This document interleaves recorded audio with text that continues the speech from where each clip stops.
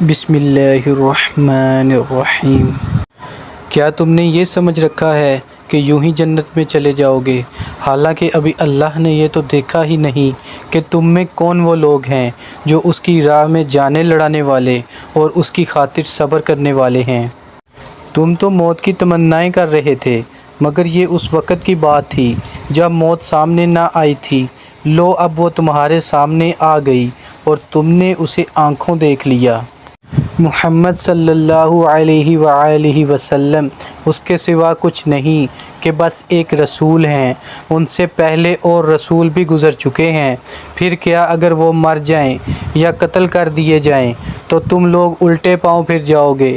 یاد رکھو، جو الٹا پھرے گا وہ اللہ کا کچھ نقصان نہ کرے گا، البتہ جو اللہ کے شکر گزار بندے بن کر رہیں گے انہیں وہ اس کی جزا دے گا۔ کوئی ذی روح اللہ کے اذن کے بغیر نہیں مر سکتا۔ موت کا وقت تو لکھا ہوا ہے۔ جو شخص ثواب دنیا کے ارادہ سے کام کرے گا اس کو ہم دنیا ہی میں سے دیں گے، اور جو ثواب آخرت کے ارادہ سے کام کرے گا وہ آخرت کا ثواب پائے گا، اور شکر کرنے والوں کو ہم ان کی جزا ضرور عطا کریں گے۔ اس سے پہلے کتنے ہی نبی ایسے گزر چکے ہیں جن کے ساتھ مل کر بہت سے خدا پرستوں نے جنگ کی۔ اللہ کی راہ میں جو مصیبتیں ان پر پڑیں ان سے وہ دل شکستہ نہیں ہوئے، انہوں نے کمزوری نہیں دکھائی، وہ باطل کے آگے سرنگوں نہیں ہوئے۔ ایسے ہی صابروں کو اللہ پسند کرتا ہے۔ ان کی دعا بس یہ تھی کہ اے ہمارے رب، ہماری غلطیوں اور کوتاہیوں سے درگزر فرما، ہمارے کام میں تیرے حدود سے جو کچھ تجاوز ہو گیا ہو اسے معاف کر دے، ہمارے قدم جما دے اور کافروں کے مقابلے میں ہماری مدد کر۔ آخرکار اللہ نے ان کو دنیا کا ثواب بھی دیا اور اس سے بہتر ثواب آخرت بھی عطا کیا۔ اللہ کو ایسے ہی نیک عمل لوگ پسند ہیں۔ اے لوگو جو ایمان لائے ہو، اگر تم ان لوگوں کے اشاروں پر چلو گے جنہوں نے کفر کی راہ اختیار کی ہے تو وہ تم کو الٹا پھیر لے جائیں گے اور تم نامراد ہو جاؤ گے۔ ان کی باتیں غلط ہیں، حقیقت یہ ہے کہ اللہ تمہارا حامی و مددگار ہے اور وہ بہترین مدد کرنے والا ہے۔ ان قریب وہ وقت آنے والا ہے جب ہم منکرین حق کے دلوں میں رعب بٹھا دیں گے، اس لیے کہ انہوں نے اللہ کے ساتھ ان کو خدائی میں شریک ٹھہرایا، جن کے شریک ہونے پر اللہ نے کوئی سند نازل نہیں کی۔ ان کا آخری ٹھکانہ جہنم ہے اور بہت ہی بری ہے وہ قیام گاہ جو ان ظالموں کو نصیب ہوگی۔ اللہ نے تائید و نصرت کا جو وعدہ تم سے کیا تھا وہ تو اس نے پورا کر دیا۔ ابتدا میں اس کے حکم سے تم ہی ان کو قتل کر رہے تھے، مگر جب تم نے کمزوری دکھائی اور اپنے کام میں باہم اختلاف کیا، اور جوں ہی کہ وہ چیز اللہ نے تمہیں دکھائی جس کی محبت میں تم گرفتار تھے، یعنی مال غنیمت، تم اپنے سردار کے حکم کی خلاف ورزی کر بیٹھے، اس لیے کہ تم میں سے کچھ لوگ دنیا کے طالب تھے اور کچھ آخرت کی خواہش رکھتے تھے، تب اللہ نے تمہیں کافروں کے مقابلے میں پسپا کر دیا تاکہ تمہاری آزمائش کرے، اور حق یہ ہے کہ اللہ نے پھر بھی تمہیں معاف ہی کر دیا، کیونکہ مومنوں پر اللہ بڑی نظر عنایت رکھتا ہے۔ یاد کرو جب تم بھاگے چلے جا رہے تھے، کسی کی طرف پلٹ کر دیکھنے تک کا ہوش تمہیں نہ تھا، اور رسول صلی اللہ علیہ وآلہ وسلم تمہارے پیچھے تم کو پکار رہے تھے۔ اس وقت تمہاری اس روش کا بدلہ اللہ نے تمہیں یہ دیا کہ تم کو رنج پر رنج دیے، تاکہ آئندہ کے لیے تمہیں یہ سبق ملے، جو کچھ تمہارے ہاتھ سے جائے یا جو مصیبت تم پر نازل ہو اس پر ملول نہ ہو، اللہ تمہارے سب اعمال سے باخبر ہے۔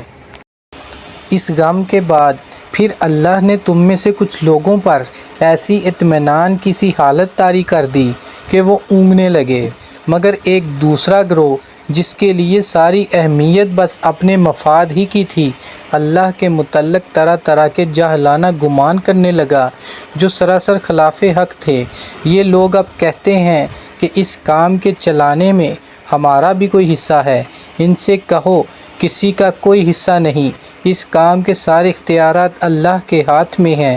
دراصل یہ لوگ اپنے دلوں میں جو بات چھپائے ہوئے ہیں اسے تم پر ظاہر نہیں کرتے۔ ان کا مطلب یہ ہے اگر قیادت کے اختیارات میں ہمارا کچھ حصہ ہوتا تو یہاں ہم نہ مارے جاتے۔ ان سے کہہ دو کہ اگر تم اپنے گھروں میں بھی ہوتے تو جن لوگوں کی موت لکھی ہوئی تھی وہ خود اپنی قتل گاہوں کی طرف نکل آتے، اور یہ معاملہ جو پیش آیا یہ تو اس لیے تھا کہ جو کچھ تمہارے سینوں میں پوشیدہ ہے اللہ اسے آزما لے، اور جو کھوٹ تمہارے دلوں میں ہے اسے چھانٹ دے۔ اللہ دلوں کا حال خوب جانتا ہے۔ تم میں سے جو لوگ مقابلے کے دن پیٹھ پھیر گئے تھے ان کی اس لغزش کا سبب یہ تھا کہ ان کی بعض کمزوریوں کی وجہ سے شیطان نے ان کے قدم ڈگمگا دیے تھے۔ اللہ نے انہیں معاف کر دیا۔ اللہ بہت درگزر کرنے والا اور بردبار ہے۔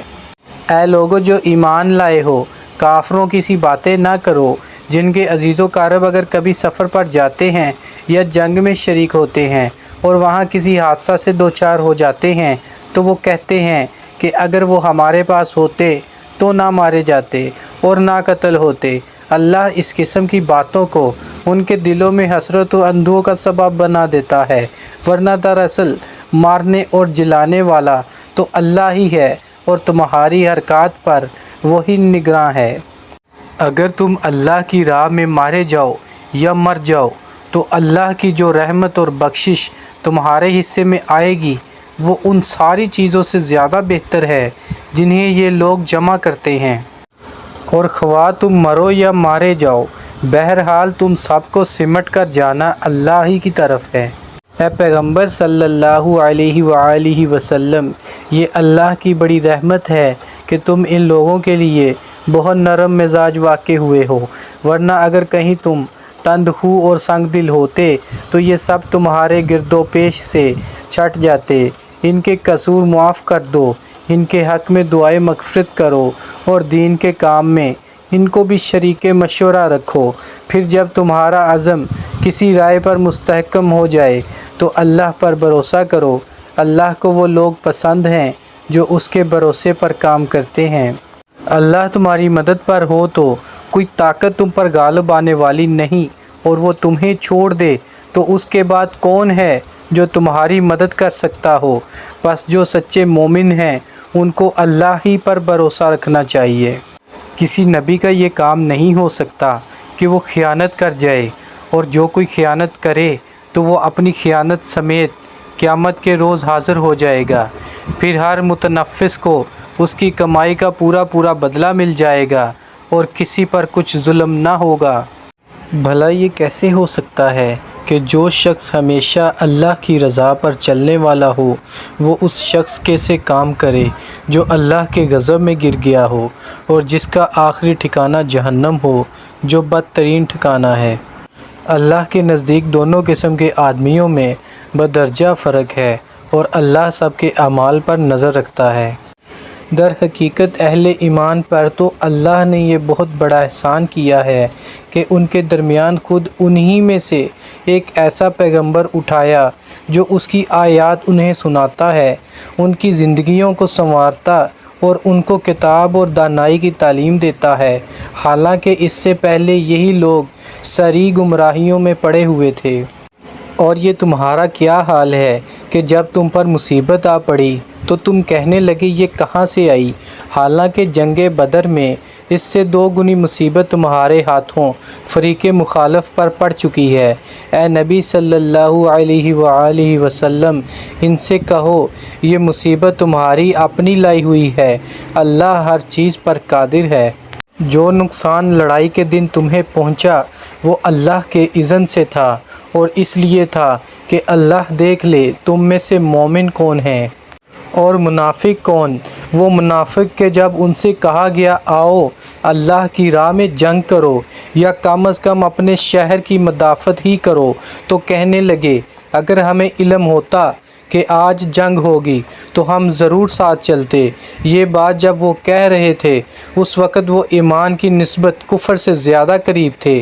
وہ اپنی زبانوں سے وہ باتیں کہتے ہیں جو ان کے دلوں میں نہیں ہوتی، اور جو کچھ وہ دلوں میں چھپاتے ہیں اللہ اسے خوب جانتا ہے۔ یہ وہی لوگ ہیں جو خود تو بیٹھے رہے اور ان کے جو بھائی بند لڑنے گئے اور مارے گئے ان کے متعلق انہوں نے کہہ دیا کہ اگر وہ ہماری بات مان لیتے تو نہ مارے جاتے۔ ان سے کہو اگر تم اپنے قول میں سچے ہو تو خود تمہاری موت جب آئے اسے ٹال کر دکھا دینا۔ جو لوگ اللہ کی راہ میں قتل ہوئے ہیں انہیں مردہ نہ سمجھو، وہ تو حقیقت میں زندہ ہیں، اپنے رب کے پاس رزق پا رہے ہیں۔ جو کچھ اللہ نے اپنے فضل سے انہیں دیا ہے اس پر خوش و خرم ہیں اور مطمئن ہیں کہ جو اہل ایمان ان کے پیچھے دنیا میں رہ گئے ہیں اور ابھی وہاں نہیں پہنچے ہیں ان کے لیے بھی کسی خوف اور رنج کا موقع نہیں ہے۔ وہ اللہ کے انعام اور اس کے فضل پر شاداں و فرحاں ہیں اور ان کو معلوم ہو چکا ہے کہ اللہ مومنوں کے اجر کو ضائع نہیں کرتا۔ جن لوگوں نے زخم کھانے کے بعد بھی اللہ اور رسول کی پکار پر لبیک کہا ان میں جو اشخاص نیکوکار اور پرہیزگار ہیں ان کے لیے بڑا اجر ہے۔ اور وہ جن سے لوگوں نے کہا کہ تمہارے خلاف بڑی فوجیں جمع ہوئی ہیں ان سے ڈرو، تو یہ سن کر ان کا ایمان اور بڑھ گیا اور انہوں نے جواب دیا کہ ہمارے لیے اللہ کافی ہے اور وہی بہترین کارساز ہے۔ آخر کار وہ اللہ تعالیٰ کی نعمت اور فضل کے ساتھ پلٹ آئے، ان کو کسی قسم کا ضرر بھی نہ پہنچا اور اللہ کی رضا پر چلنے کا شرف بھی انہیں حاصل ہو گیا۔ اللہ بڑا فضل فرمانے والا ہے۔ اب تمہیں معلوم ہو گیا کہ وہ دراصل شیطان تھا جو اپنے دوستوں سے خواہ مخواہ ڈرا رہا تھا، لہٰذا آئندہ تم انسانوں سے نہ ڈرنا، مجھ سے ڈرنا اگر تم حقیقت میں صاحب ایمان ہو۔ اے پیغمبر صلی اللہ علیہ وآلہ وسلم، جو لوگ آج کفر کی راہ میں بڑی دوڑ دھوپ کر رہے ہیں ان کی سرگرمیاں تمہیں آزردہ نہ کریں، یہ اللہ کا کچھ بھی نہ بگاڑ سکیں گے۔ اللہ کا ارادہ یہ ہے کہ ان کے لیے آخرت میں کوئی حصہ نہ رکھے اور بالآخر ان کو سخت سزا ملنے والی ہے۔ جو لوگ ایمان کو چھوڑ کر کفر کے خریدار بنے ہیں وہ یقیناً اللہ کا کوئی نقصان نہیں کر رہے ہیں، ان کے لیے دردناک عذاب تیار ہے۔ یہ ڈیل جو ہم انہیں دیے جاتے ہیں اس کو یہ کافر اپنے حق میں بہتری نہ سمجھیں، ہم تو انہیں اس لیے ڈیل دے رہے ہیں کہ یہ خوب بار گناہ سمیٹ لیں، پھر ان کے لیے سخت ذلیل کرنے والی سزا ہے۔ اللہ مومنوں کو اس حالت میں ہرگز نہ رہنے دے گا جس میں تم اس وقت پائے جاتے ہو، وہ پاک لوگوں کو ناپاک لوگوں سے الگ کر کے رہے گا، مگر اللہ کا یہ طریقہ نہیں ہے کہ تم کو غیب پر مطلع کر دے۔ غیب کی باتیں بتانے کے لیے تو وہ اپنے رسولوں میں جس کو چاہتا ہے منتخب کر لیتا ہے، لہٰذا امور غیب کے بارے میں اللہ اور اس کے رسول پر ایمان رکھو۔ اگر تم ایمان اور خدا ترسی کی روش پر چلو گے تو تم کو بڑا اجر ملے گا۔ جن لوگوں کو اللہ نے اپنے فضل سے نوازا ہے اور پھر وہ بخل سے کام لیتے ہیں وہ اس خیال میں نہ رہیں کہ یہ بخیلی ان کے لیے اچھی ہے، نہیں، یہ ان کے حق میں نہایت بری ہے۔ جو کچھ وہ اپنی کنجوسی سے جمع کر رہے ہیں وہی قیامت کے روز ان کے گلے کا طوق بن جائے گا۔ زمین اور آسمانوں کی میراث اللہ ہی کے لیے ہے اور تم جو کچھ کرتے ہو اللہ اس سے باخبر ہے۔